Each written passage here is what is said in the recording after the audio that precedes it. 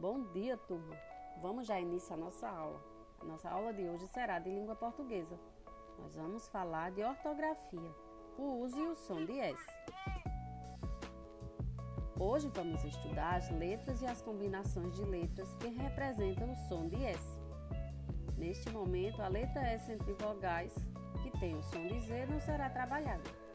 Mas é bom lembrar que S entre duas vogais sempre terá o som de Z. O SC cedilha não será trabalhado por haver poucas palavras com essa combinação. Mas é importante que você saiba que existem palavras com essa combinação também, como por exemplo, desça, cresça e nasça.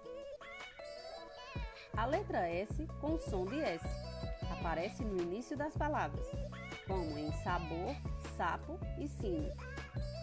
Após uma consoante, também ela aparece como ensopado, ensino e conselho. E no final de algumas sílabas, como é o caso de espaço. Perceba que S é a primeira sílaba da palavra espaço e o S está no final dessa sílaba. Também podemos combinar o SS, que possui som de S, nunca inicia uma palavra e sempre aparece entre vogais. Lembram? Grosseiro, pássaro, assinatura e passado. Para ter som de S entre duas vogais, é preciso dois S's.